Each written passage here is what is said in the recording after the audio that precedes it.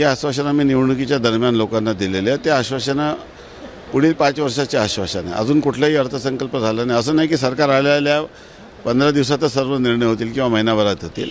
हे निर्णय करण्यासाठी अर्थसंकल्पात तरतूद करावी लागते, बजेट पास करून घ्यावा लागतो।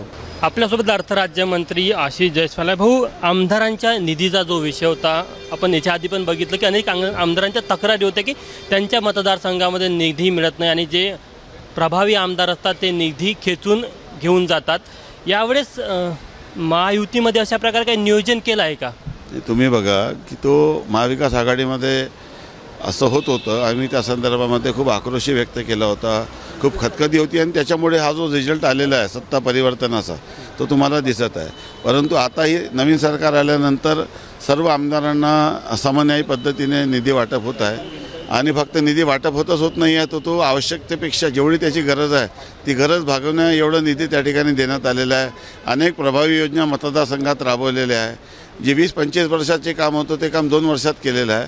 त्यामुळे सर्व आमदारांच्या मतदारसंघात लोक खुश आहे आणि सर्वात महत्त्वाचं की त्यामुळेच हा जो रिझल्ट आलेला आहे, ज्याला हे लोक EVMचा देतात, अजून त्यांना कळलेलं नाही आहे की लोकांच्या हिताचे निर्णय ज्या सरकारने घेतलेला असेल तर लोक त्या निर्णयाला प्रतिसाद देतात। तो प्रतिसाद या विधानसभेच्या निवडणुकीमध्ये जनतेने दिलेला आहे आणि त्याचा परिणाम बघा, एवढ्या मोठ्या संख्येने आमदार निवडून आले की अजून विरोधी पक्ष त्या कोमातूनच बाहेर निघत नाही आहे। काही सिनियर आमदार असतात, काही फर्स्ट टर्म आमदार असतात, तर समान न्याय पद्धतीचा निकष काय नेमका? नाही बघा, जेव्हा आम्ही एखादा निधी वितरित केला जातो तेव्हा आपण साधारणतः प्रत्येक मतदारसंघाला ग्रामीणचा निधी, शहरी मतदारसंघाला नगरविकासचा निधी, अशा पद्धतीचा निधी देण्याची व्यवस्था असते। तो निधी सर्वांना दिला जातो। काही अशा योजना असतात की त्यामुळे काही आमदार लोक स्वतःच्या स्किलनी, स्वतःच्या मेहनतीने त्या मतदारसंघाची गरज लक्षात घेतात। जसं माझ्याकडे काही खनिज आहे तर त्यामुळे मी खनिजचा निधी वेगळ्या पद्धतीने आणतो, वन आहे तर वनाचा निधी वेगळ्या पद्धतीने आणतो। असं काही आमदार त्यांच्या मतदारसंघाची भौगोलिक परिस्थिती लक्षात घेता त्या पद्धतीचा निधी सरकारच्याकडून आणत असतात। असमतोल निधीचं वितरण होणार नाही यासाठी मॉनिटरिंग केलं जातं, लक्ष ठेवून आहे त्यावर? आता असमतोल मॉनिटरिंग करण्याची गरजच नाही। 3 पक्षाचं सरकार आहे, तिन्ही पक्षाचे नेते अतिशय विचारपूर्वक सर्व आमदारांना सोबत घेऊन निधीचं वाटप करत आहे आणि अशा पद्धतीची कुठली तक्रार तुम्ही पाहत असाल की आता अशी तक्रार कोणाबद्दल नाही आहे। नाराजी नाही कोणत्या आमदारांनी निधीला घेऊन? नाही, अजिबात नाही। आणि अजून तर नवीन सरकार आली आहे तर त्या संदर्भामध्ये अजून 5 वर्ष शिल्लक आहे, अजून कुठलंही बजेट झालेलं नाही आणि तसं होणार नाही की आपसात कुठल्या पद्धतीची कुजगोडी होणार नाही। शेवटला प्रश्न, लाडकी बहीण संदर्भात अनेक प्रश्न उपस्थित केले जातात किंवा तुम्ही निवडणूक काळामध्ये जाहीरनाम्यामध्ये जे आश्वासनं दिली होती त्याला घेऊन अनेक प्रश्न उपस्थित केले जातात विरोधकांकडनं। कशा प्रकारे तुम्ही दिलेले आश्वासनं पूर्ण करणार? राज्याची आर्थिक स्थिती काय?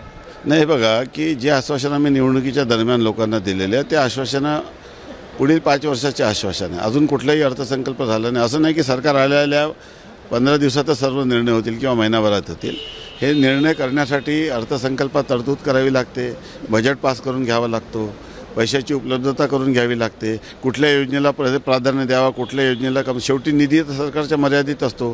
त्यामध्ये जे महसूल बुडून राहिला ते महसूल बुडू नये याची दक्षता घ्यावी लागते, स्वतःचं उत्पन्न वाढायला लागते, लोकांवर कर्जाचा बोजा वाढू नये याचा देखील विचार करावा लागतो आणि त्या उपलब्ध निधीतून संसाधनातून प्राधान्य कुठल्या कामाला द्यावं हा निर्णय करायचा असतो। आपण पाहिलं की आम्ही प्राधान्याने निर्णय घेतला की महिलांना आर्थिकदृष्ट्या आपण सक्षम करायचं, त्यामुळे तो निर्णय झाला आणि आज एवढ्या मोठ्या प्रमाणामध्ये महिलांना निधी मिळाल्यामुळे काय झालं की आज मोठ्या प्रमाणामध्ये मार्केटमध्ये उठाव आला, एक उलाढाल मोठ्या प्रमाणात वाढली आणि राज्याच्या अर्थव्यवस्थेला एक वेगळी चालना मिळालेली आहे। त्यामुळे या सर्व गोष्टीचा विचार करून शेवटी जनतेला दिलेले पैसे जातात कुठं, ते कुठल्या ना कुठल्या वस्तूची खरेदी करतात, त्यामुळे त्यांचा आर्थिक स्तर सुधारतो आणि आर्थिक स्तर सुधारल्यानंतर राज्याच्या अर्थव्यवस्थेला त्यातून चालना मिळते आणि एक मोठा निर्णय त्याचा। कर्जमाफीवर विचार करते राज्य सरकार? टप्प्याटप्प्याने जे वचनं दिलेले आहे त्याला पूर्ण करण्याच्या दृष्टीने शासन प्रयत्नात राहणार आहे। होते मंत्री आशिष जयस्वाल। कॅमेरामॅन व्यंकटेश नायडूसह तुषार कोहळे, ABP माझा, नागपूर।